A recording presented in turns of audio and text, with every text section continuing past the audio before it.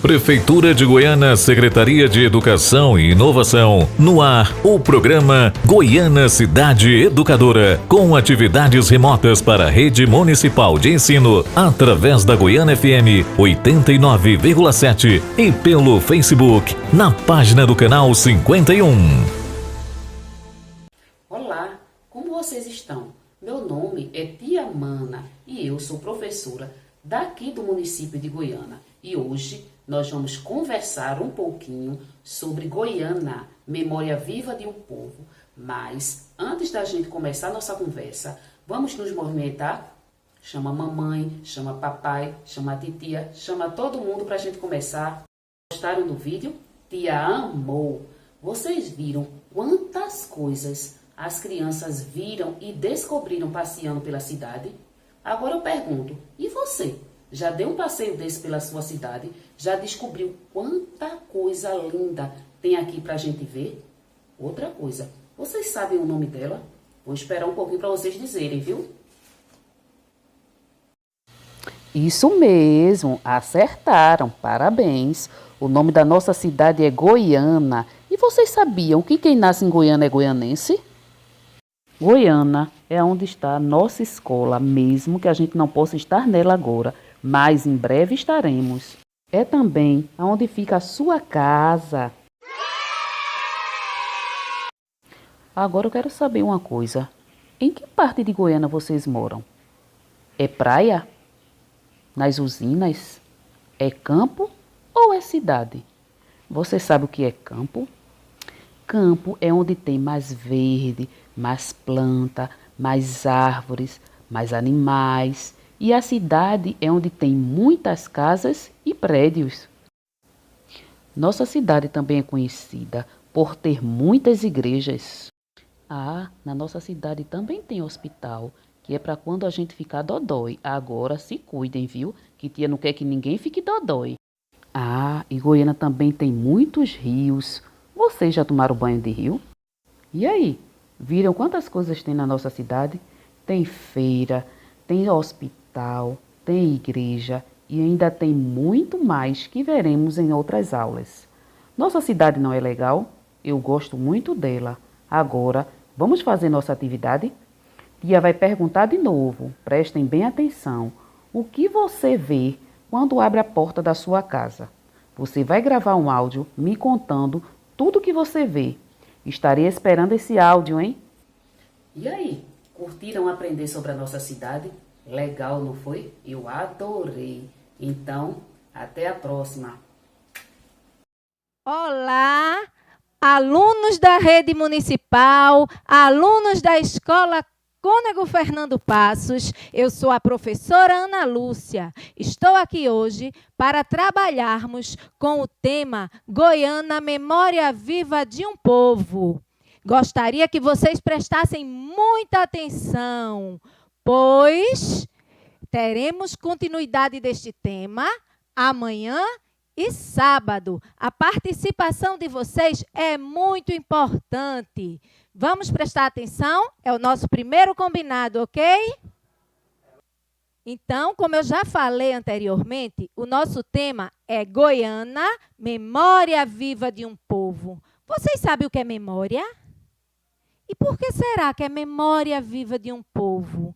Então, toda a história de Goiânia, tudo que nossos antepassados deixaram, se torna a memória do nosso povo, a memória do povo goianense. E a gente vai passando isso de geração por geração e vai também construindo novas memórias.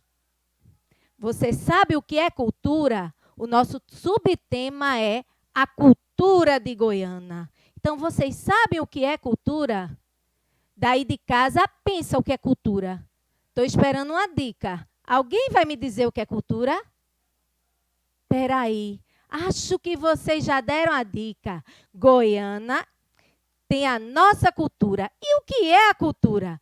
É o conjunto de hábitos, de costumes, de crença e de conhecimento do povo. E nós vamos estudar algumas questões sobre a cultura de Goiânia. Nós vamos estudar a arte, o artesanato, nós vamos estudar a música, a dança, o esporte, o cinema, tudo isso faz parte da nossa cultura.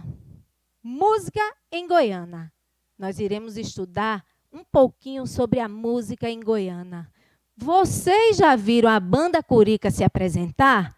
Então, a Banda Curica é a banda mais antiga da América Latina. Ela foi fundada em 1848. Ela realiza apresentações públicas e privadas. E ela ganhou prestígio quando Dom Pedro veio visitar a nossa cidade.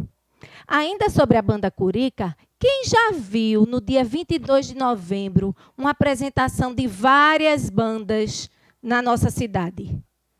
Aquela apresentação de várias bandas, inclusive a Banda Curica, é uma homenagem aos músicos, porque dia 22 de novembro é o dia do músico. Vocês sabiam disso? Está vendo que interessante? Essa foto que vocês estão vendo aí é da Banda Curica antigamente. É uma foto antiga da nossa banda. Mas até hoje ela traz orgulho para a nossa cidade e temos várias crianças e adolescentes que aprendem música na Sociedade Musical Curica, ok? A outra banda que nós temos é a Banda Saboeira, ou Sociedade 12 de Outubro. Ela foi fundada em 1849, certo? Agora, o prestígio dela, quando Dom Pedro esteve aqui, foi um pouquinho maior, porque ela cantou, ela tocou para Dom Pedro. E foi aí que as duas bandas conseguiram um prestígio maior em Pernambuco.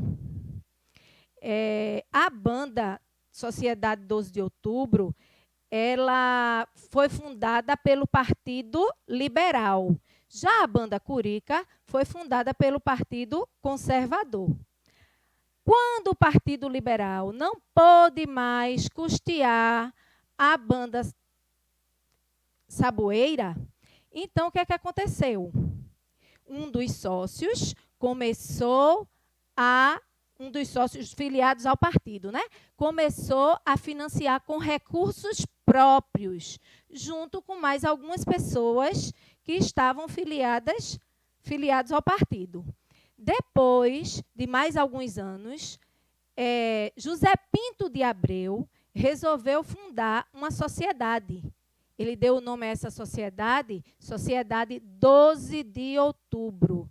E a mensalidade que as pessoas pagavam para essa sociedade era o que mantinha a Banda Saboeira, depois denominada de Sociedade 12 de Outubro.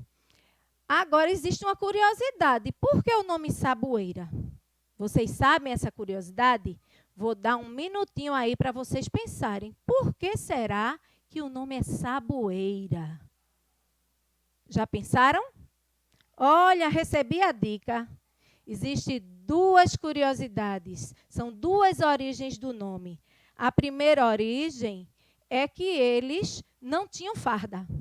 Então, eles pegavam a melhor roupa que tinha, ensaboava, se apresentava, aliás, e após se apresentar, lavava aquela roupa, ensaboava. Então, se referindo ao sabão que eles usavam para lavar a melhor roupa, deram o nome de Saboeira. Saboeiro primeiro, depois Saboeira. E o segundo nome, dizem que existia uma árvore chamada saboeiro na frente da sede da banda, e essa árvore tem um fruto que, ao esfregar o fruto liberava um sabão. Então, daí a origem do nome Saboeiro e depois, respectivamente, Saboeira. A segunda hipótese é a mais provável. As duas bandas, elas se apresentam até hoje em nosso município, trazendo bastante orgulho para a nossa cidade. Vamos falar um pouquinho agora de dança. Quem não já viu os caboclinhos se apresentando aqui em Goiânia? Então, o caboclinho é uma dança, podemos dizer, típica de Goiânia, certo? É uma manifestação carnavalesca pernambucana que é inspirada na cultura indígena. E o seu ritmo empolgante, produzido pelo seu instrumento musical, que imita um arco e uma flecha, e provoca um estalido, que se chama preaca, esse instrumento, ele também reforça essa origem da cultura indígena. Esse instrumento que vocês estão vendo aí na imagem é a preaca, certo? Que é justamente o que provoca os estalidos do ritmo da dança.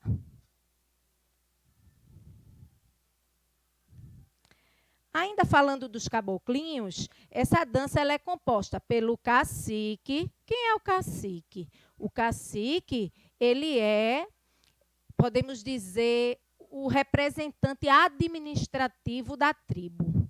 Pela mãe da tribo, pelo pajé, que é o representante espiritual da tribo, pela matruá, pelo capitão-tenente, pelo porta-estandarte e pelos perus. Aí nós temos uma imagem do porta-estandarte, nós temos a imagem de um cacique e nós temos a imagem de um pajé, certo? E quem são os perus? Os perus são as crianças, meninos e meninas que se apresentam no caboclinho.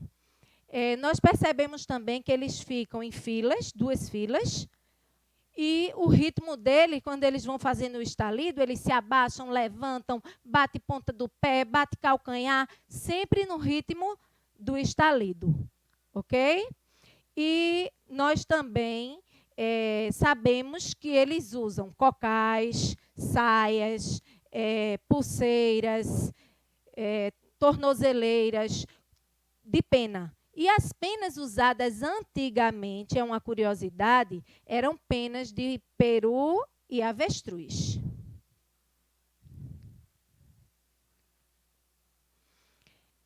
Vamos falar um pouquinho das danças típicas de Goiânia. Vocês conhecem algumas danças de Goiânia? O que a gente dança no Carnaval de Goiânia, no São João de Goiânia? Então, a nossa cultura ela é muito rica. Mas dentro dessas danças que se destacam em Goiânia, a gente pode falar da ciranda.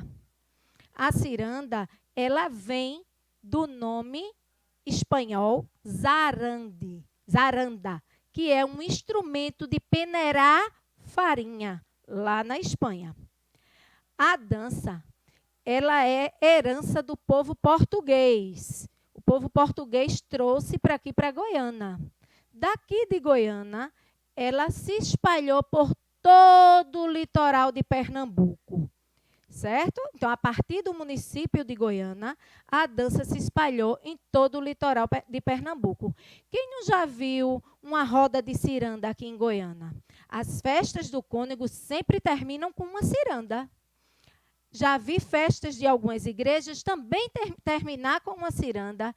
Já vi festas de escolas particulares também terminar com uma ciranda no meio da rua. Porque a ciranda, ela foi trazida pelos portugueses para Goiânia e se expandiu por todo o Pernambuco a partir de Goiânia. Então, ela é uma herança nossa.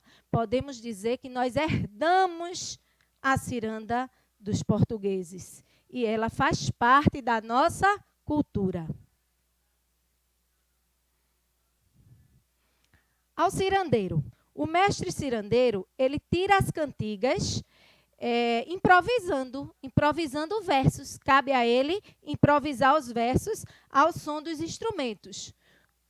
Os instrumentos ganza, bombo e caixa são os principais instrumentos, mas pode ser usada também a cuíca, o pandeiro e a sanfona.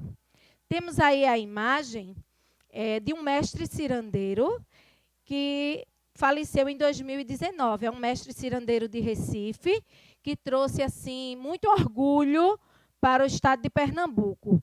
Podemos destacar também como mestre cirandeiro Lia de Itamaracá.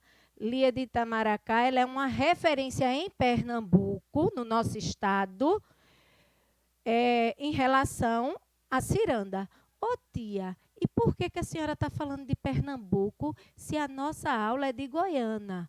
Porque Goiânia é um pedacinho de Pernambuco, que é o nosso estado, que é um pedacinho da região Nordeste, que é a nossa região, que é um pedacinho do Brasil, que é o nosso país.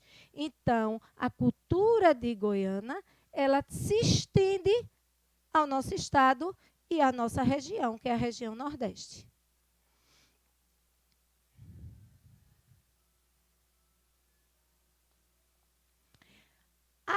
A arte de Goiânia, né? A arte de Goiânia, nós podemos dizer que nós temos inúmeros artistas, que Goiânia é uma terra de muitos artistas. Mas dentro desta arte, eu queria destacar o artesanato. Quem sabe o que é artesanato? Vocês sabem? Estão atentos à nossa aula? Olha a pergunta: o que é artesanato? Quais os tipos de artesanatos que nós temos? Então, o artesanato, ele é assim, podemos dizer que ele é rico em vários aspectos. Nós temos o artesanato em barro, nós temos o artesanato em madeira, nós temos o artesanato em cerâmica, nós temos o artesanato em palha, nós temos o artesanato do crochê, do tricô, do bordado. Então, tudo isso é artesanato, certo? Mas nós vamos dar um destaquezinho agora, neste momento, ao artesanato em barro. Que temos o artista Zé do Carmo, certo? Zé do Carmo, ele foi convidado a fazer, era chamado de Mestre Zé do Carmo. Então, ele foi convidado a fazer um artesanato para o Papa João Paulo II. Então, ele resolveu fazer esse artesanato que vocês estão vendo aí na imagem. Um anjo em forma de cangaceiro, ou um cangaceiro em forma de anjo.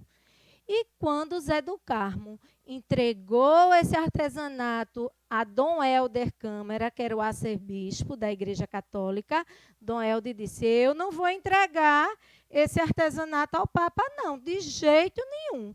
Então, Dom Helder se recusou a receber o artesanato e a dar o artesanato ao Papa, João Paulo II.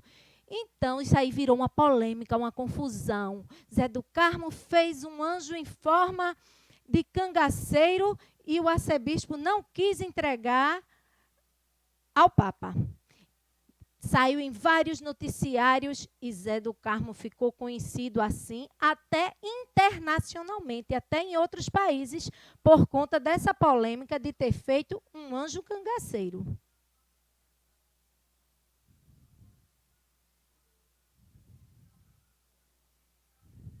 Temos também o mestre Tog. Mestre Tog, ele só começou a trabalhar com o barro porque a família dele ficou insistindo. A família dele insistiu tanto que ele resolveu trabalhar com barro. Ele começou no ano de 1979 a trabalhar com barro. E ele já trouxe 3 prêmios para a nossa cidade e para o estado de Pernambuco na FENEARTE. É uma feira de arte que acontece na cidade de Recife, certo? A FENEARTE é só com barro? Não, com todo tipo de artesanato. É uma feira de arte. Todo tipo de arte a gente encontra ali na FENEARTE. E o mestre Tog já ganhou 3 campeonatos, trazendo orgulho para a nossa cidade.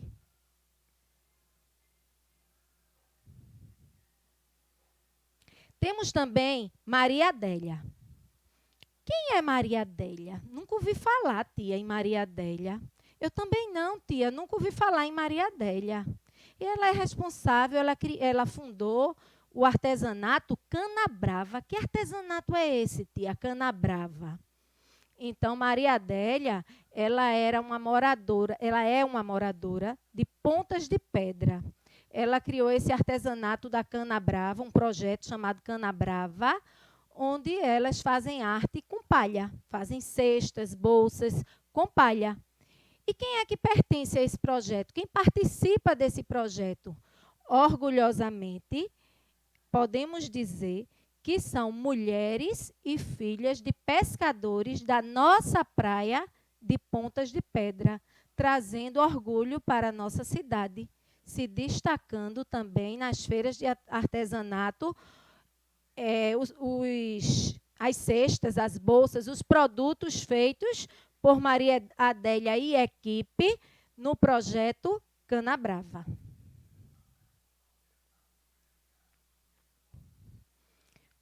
Vamos lá. Agora, a gente vai ver um pouquinho sobre o cinema. Cinema também faz parte da nossa cultura. E a nossa cidade é privilegiada em ter o Cine Teatro Politeama. Será que sempre foi chamado assim? Cine Teatro Politeama? E quando será que ele foi construído? Então, ele foi construído no ano de 1914, recebeu primeiro o nome de Cine Nacá, depois de Cine Rex. Foi desativado no ano de 1980 e foi restaurado em 2010 pela Fundação do Patrimônio Histórico de Pernambuco.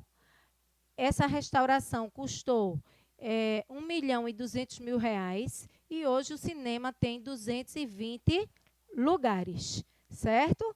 Então, é orgulho para a nossa cidade a gente ter uma obra de arte dessa, a gente vê, olha, a arquitetura dele, a estrutura dele. Então, não pode ser mexida nessa estrutura por pertencer ao patrimônio histórico. A gente tem que, ao reformar, manter essa estrutura, certo? Então, os cidadãos goianenses são muito orgulhosos de ter em sua cidade o Cine Teatro Politeama. Falar um pouquinho agora de esportes. Qual o esporte predominante na nossa cidade? Nós temos vários esportes, mas como em várias cidades, o esporte predominante na nossa cidade é o futebol, certo? O futebol se destaca em nossa cidade. O principal clube é o Atlético Clube de Goiânia. E Goiânia possui um estádio municipal, com capacidade para 1.200 pessoas, onde acontece lá os campeonatos interclasses e os campeonatos escolares. Podemos destacar que vocês conhecem e participam, certo? Então, nós temos vários esportes. Temos o vôlei, o handebol, o basquete, temos esportes de lutas marciais, mas o que a gente pode destacar em Goiânia, como em várias cidades vizinhas, é o futebol e o futsal. Obrigada pela atenção, mas antes de me despedir de vocês, ver se vocês prestaram atenção. A nossa aulinha de hoje foi sobre Goiânia, Memórias Vivas de um Povo. Mas nós focamos que parte de Goiânia, que aspecto? O que foi que a gente estudou sobre Goiânia? A gente estudou a cultura de Goiânia. Na cultura de Goiânia, a gente viu o quê? A gente viu artesanato, a gente viu dança, a gente viu música, a gente viu cinema, a gente viu esporte. Então, tudo isso pertence à nossa cultura. Certo? Eu deixo um para casa. Vocês viram que quem foi que fundou a Sociedade 12 de Outubro quando não tinha mais recursos para poder manter a banda saboeira? José Pinto de Abreu. Então, o para casa é pesquisar quem foi José Pinto de Abreu. Certo? Reforçando também, teremos ainda aula sobre Goiânia amanhã e sábado, com outros professores, ok? Foi bom estar aqui com vocês. A saudade é grande, mas, por enquanto, precisamos das aulinhas virtuais. Um beijo no coração, fiquem em casa e façam as atividades e assistam às aulinhas. É muito importante para vocês. Beijo no coração.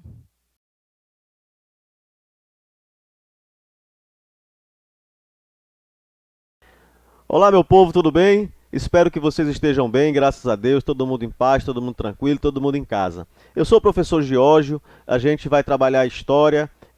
Eu trabalho na escola Presidente Costa e Silva em Tejuco-Papo e hoje estou contribuindo com vocês nessa videoaula.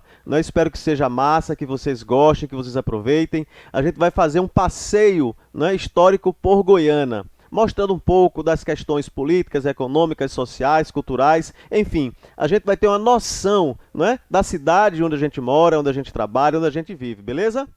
Vamos lá.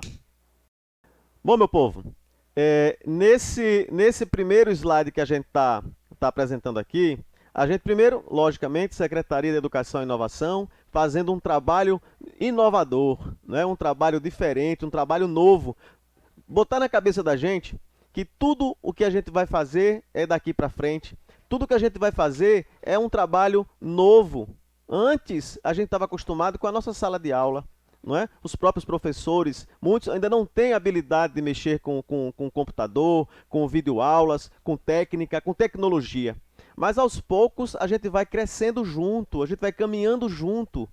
O mais importante nessa hora é todos darmos as mãos para um benefício único e maior, que é levar a educação às nossas crianças.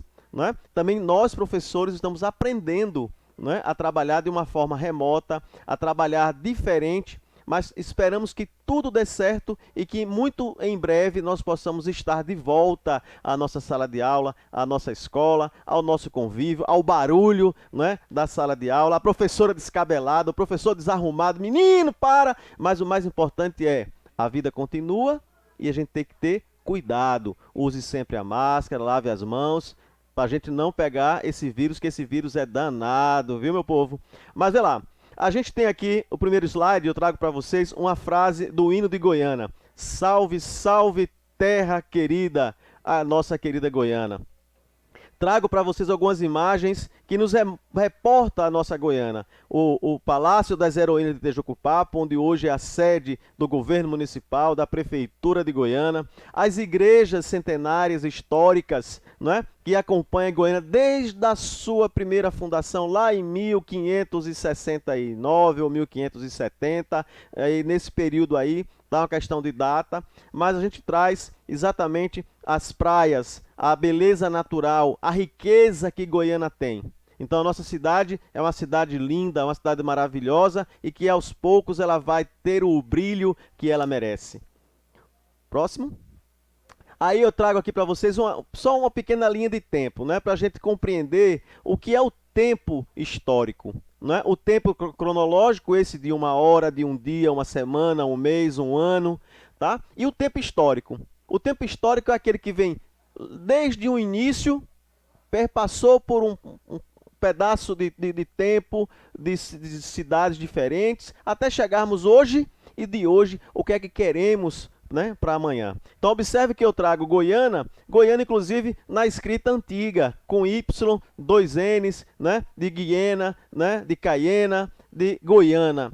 Mas a data aí, 1569, a gente vai ver já no brasão, tem algumas datas que eu vou explicar para vocês, para a gente entender o que significa aqueles símbolos, aqueles elementos, aquelas datas que estão tanto no brasão, no escudo ou na bandeira de Goiânia. Então Goiânia de ontem, é ela que foi construída pelos nossos ancestrais, pelos nossos pais, avós, bisavós, pelos índios, pelos negros, pelos escravos, pelos brancos europeus, portugueses, espanhóis, ingleses, franceses, holandeses. Veja a riqueza cultural que Goiânia tem. Goiânia hoje, 2021, Quem imaginava o que a gente está vivendo hoje? Presos dentro da nossa própria casa por uma doença invisível que ela derruba qualquer pessoa, independente de poder econômico, independente de raça, de religião. O que a gente tem que é se cuidar. E o que é que eu quero para Goiânia no futuro? O que é que eu espero da minha cidade? E o mais importante, minha gente, o que é que eu posso contribuir para que a minha cidade cresça? Para que eu tenha uma vida melhor nessa cidade que eu vivo, que eu estudo, que eu trabalho, que eu moro, Enfim, Goiânia, ela é o nosso berço, é o nosso lar. Então devemos tratar bem, a nossa cidade e todos nós que vivemos nela.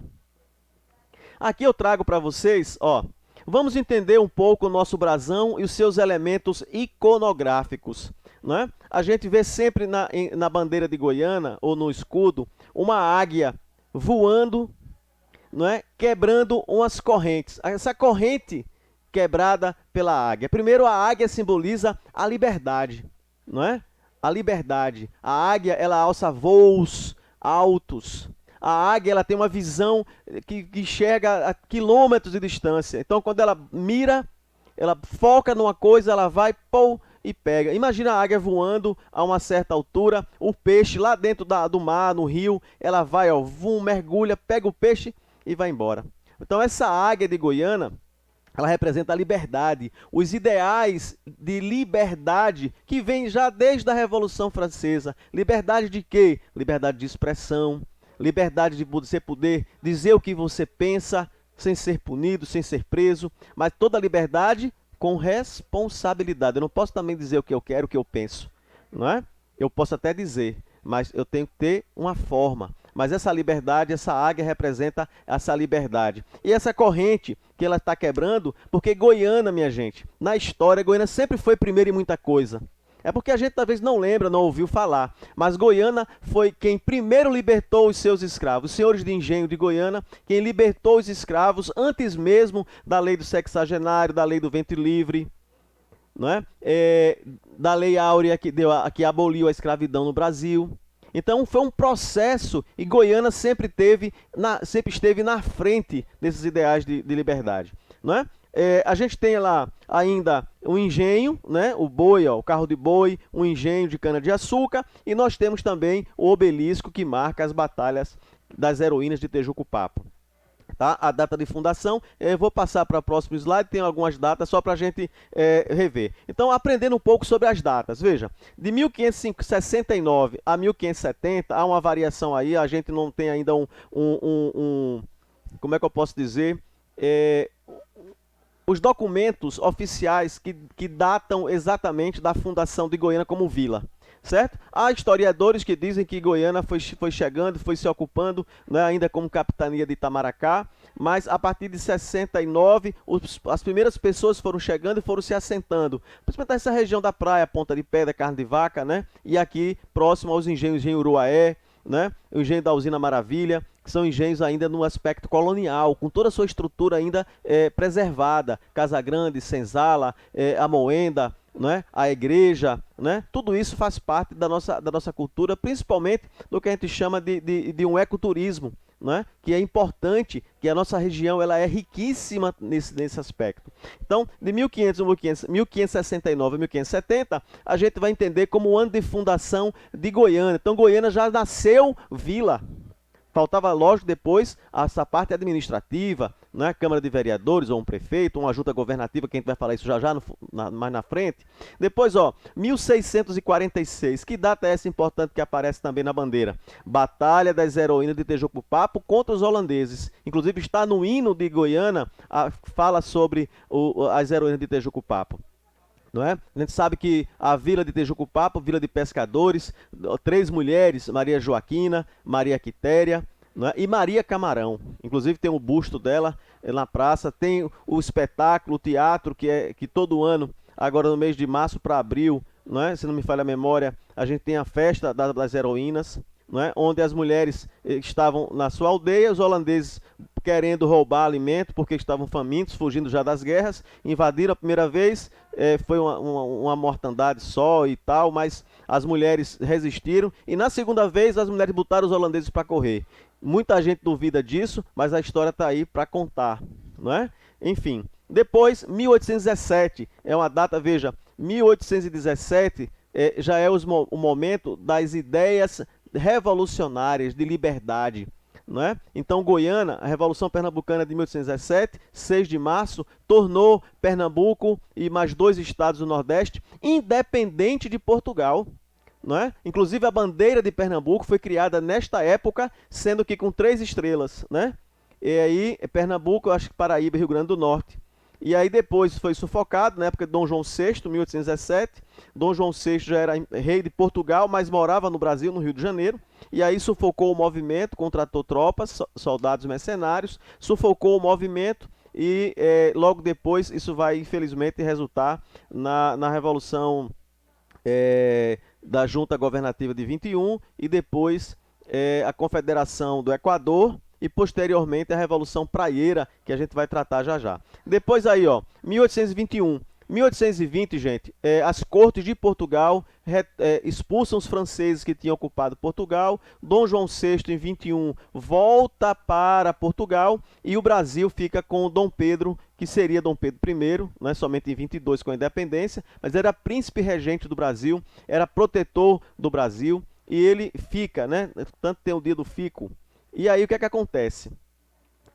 Em Pernambuco já se faz esse movimento de independência de fato do Brasil, de Portugal, mas ainda não foi de forma ampla, né, os estados todos, porque tinham estados que preferiam ficar sob o domínio português, porque a maioria eram comerciantes portugueses, então mantendo sob o domínio português, para eles era mais interessante, obviamente. Mas quem já era brasileiro, né, quem já era pernambucano, mesmo sendo descendente de portugueses, tinha algumas questões que precisavam mudar.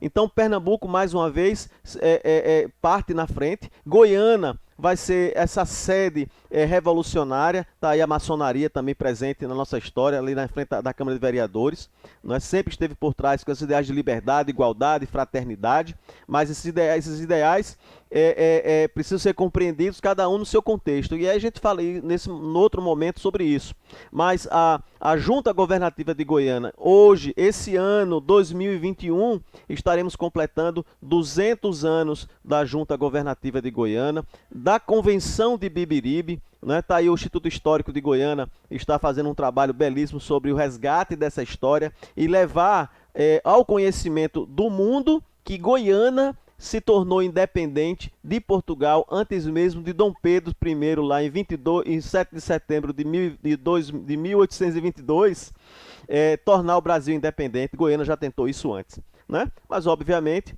que não teve força política, militar para isso, né, e vai acabar sendo sufocado. Depois a gente tem a Revolução Praieira, em 1848, isso aí já é no segundo reinado, com Dom Pedro II. Por quê? Porque, gente, algumas questões como comércio, né, manter o comércio, por exemplo, sempre estava nas mãos dos portugueses ou dos filhos de portugueses, né? E muitas vezes a pessoa era filho de um português, mas nascido no Brasil. Aí tinha alguns privilégios que eles não podiam ter. Então, o que é que isso vai acontecer? Além do mais, os impostos, né, para manter a corte brasileira. Né? Uma outra coisa, a Rua da Praia era sede de um jornal chamado Diário Novo. Né? E aí, logicamente, que por ser a sede do jornal na Rua da Praia, que fomentava esses ideais de liberdade e de políticas contrárias ao que o governo de Dom Pedro II, né, colocava, também pelo poder moderador, que era exercido pelo próprio imperador, né, acabava gerando insatisfações e o povo revoltando-se, não aguentando mais as pressões, né, acabou fazendo a revolução e, infelizmente, né, novamente o governo ele sufoca esse movimento, levando à prisão vários líderes, né, e acabando com essa questão da ideia de liberdade. Então tá aí tem umas fotos, né, dessa época da Revolução Praieira, né, isso aconteceu no segundo reinado, que acontece de 1840 a 1839, mas esse período sempre conturbado com relação aos ideais de liberdade e de direitos, né, de igualdade, onde todos os cidadãos deveriam ter os mesmos direitos e não privilégios da nobreza e o cidadão comum não ter direito nenhum. Aí a gente traz aí algumas imagens. Por que eu trago imagens de Tejuco-Papo? Né? Porque Tejuco-Papo, gente, foi o berço, eu diria que o berço de algumas revoltas, inclusive o Exército Brasileiro está fazendo um percurso das principais batalhas que deu sentido, que deu origem ao Exército Brasileiro, que antes não existia o Exército. tá certo? Então, as batalhas dos Montes Guararapes, a batalha do Monte das Tabocas, em Vitória de Santo Antão, e depois a batalha dos Guararapes, que foi a última, onde a rendição dos holandeses, em 1654, 55, né?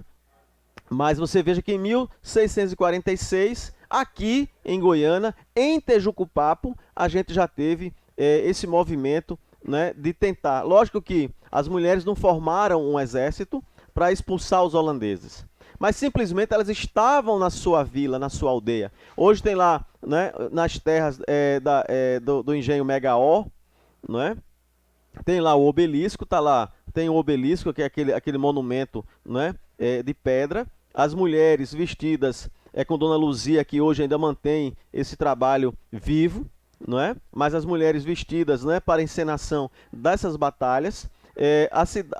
A praça e a igreja de Tejucupapo, não é? Que é a praça central, a parte central de Tejucupapo. Ali a gente ainda vê a foto ainda da antiga biblioteca, a Biblioteca Maria Joaquina, que é uma das mulheres que participaram das batalhas, e a estátua de Maria Camarão. Esta, infelizmente, hoje ela já não existe mais, não é? Porque o barro, com o tempo, ele se desgasta, né? A gente tem o intemperismo, né? Isso é ciência e geografia, vocês vão trabalhar com isso.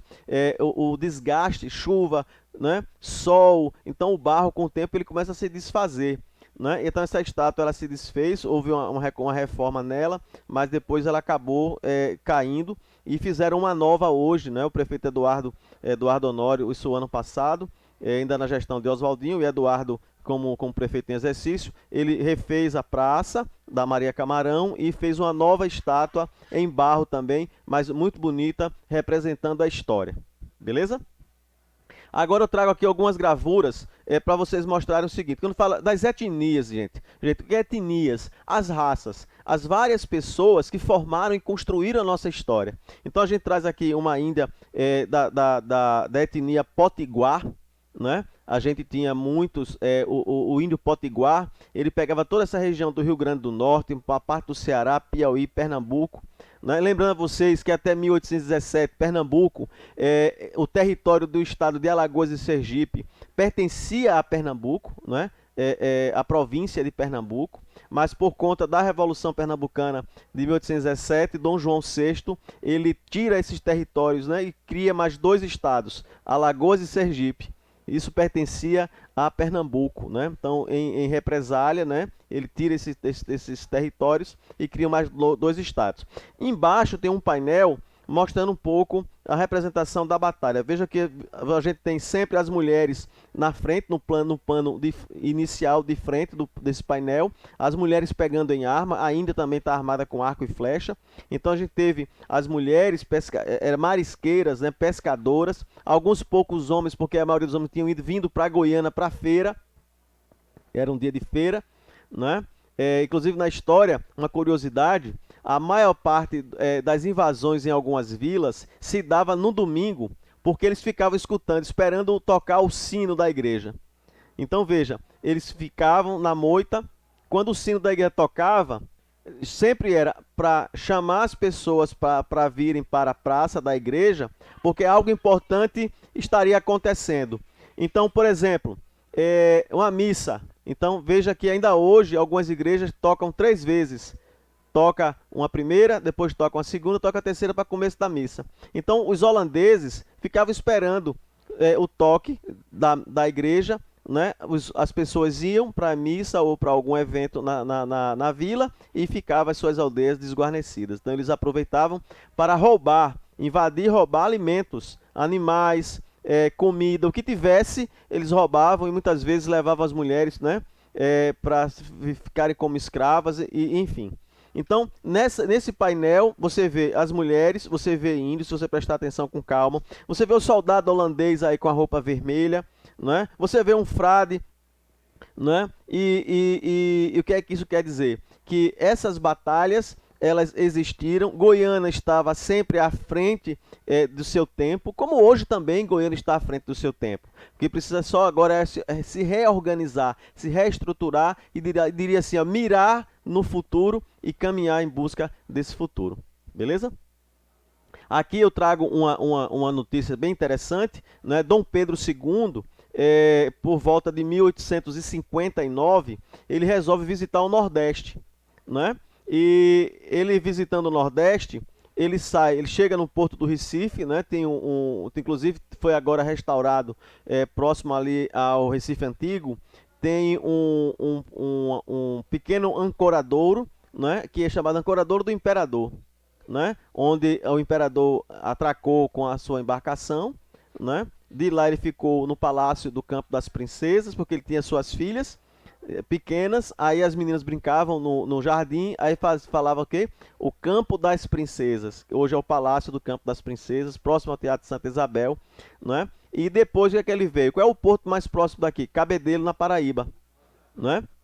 E aí conta uma história, pode passar, meu amigo, Dom Pedro II, e aí você tem aqui o seguinte: a Junta Governativa de Goiânia e o bicentenário, certo? Então lembrar você o seguinte: Dom Pedro II veio com a comitiva e veio a cavalo, visitou Goiânia e várias outras cidades, né? E aí eu tinha um detalhe aqui, o seguinte, ó: em plena juventude, aos 34 anos, Dom Pedro II mostrou-se grande cavaleiro, enfrentando cavalgadas pelo interior da província, onde teve oportunidades, ó, de conhecer Olinda, Igaraçu, Bujari, o engenho Bujari, certo? Que deu também um sentido ao desenvolvimento de Goiânia, principalmente na produção de cana-de-açúcar, tá? Goiânia e Tejuco-Papo. Ó, tem o Poço do Rei, né? Depois tem a Bica do Araçá, onde o imperador tomou água e tal, se refrescou, certo? E esse painel mostra uma evolução histórica desde da cerimônia do beija-mãos, né?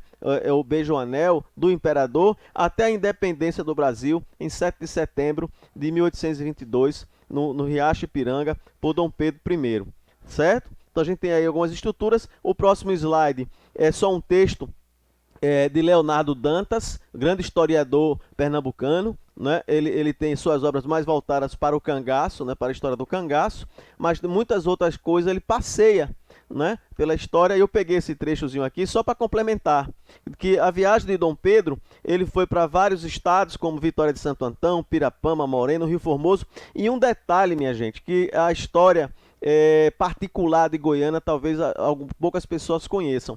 Goiânia tinha um intenso comércio direto de Portugal para cá, principalmente no porto de Ponta de Pedra, né? Carne de vaca, mas principalmente em Pontas de Pedra. Haviam pequenas atracações, né? E embarcações, as barcas que vinham de Portugal, com produtos que vinham da Europa para cá e os produtos que iam daqui para lá. Então imagine, o pessoal vinha trazer gado, trazer açúcar nos carros de boi, rapadura, melaço e outros produtos, como algodão, coco, vinha em carros de boi. Lá, por exemplo, Nazaré da Mata, vinha por Goianinha, que hoje se chama Condado, né? E um detalhe: o Clube Municipal de Condado era um local onde a turma guardava os animais para pernoitar, né? Tinha como uma pousada e ficava ali os animais guardados durante a noite. Depois continuavam a viagem até chegar em Ponta de Pedra. Aí o que é que tem? Quando chegamos em 1860, 1870, vem um camarada chamado Barão de Mauá, Irineu Evangelista de Souza.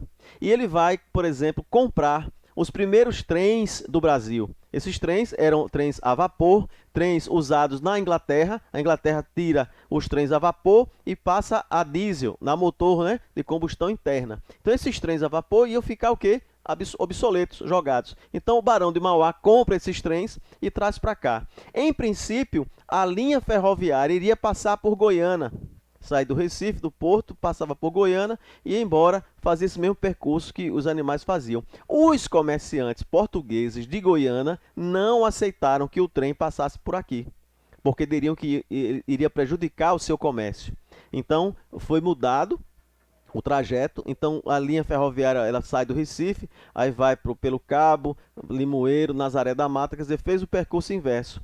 Infelizmente, com o passar do tempo, né, o Porto do Recife passou a se desenvolver, o transporte de trem ficou mais fácil, então Goiânia ela começa a decair comercialmente depois que a rede ferroviária da Great West, né, Company passa a fazer toda essa linha, né, de comércio de seus produtos. E aqui eu me despeço de vocês, né, a gente traz esse slide muito bom, onde a gente fala Goiânia, cidade educadora, onde todos nós somos responsáveis. Nós, professores, vocês pais, vocês alunos, né? Nós temos que hoje nos dar as mãos para que tudo isso funcione e dê certo. É um novo normal, né? Porque normal nunca mais será. A educação nunca mais será como antes, né? Mas espero que seja um upgrade, né? Uma coisa que venha para melhorar, para facilitar o nosso trabalho, o nosso estudo, o nosso aprendizado. Então, fique com Deus, usem sempre a máscara, tá? Se cuidem. Um grande abraço e até outra hora.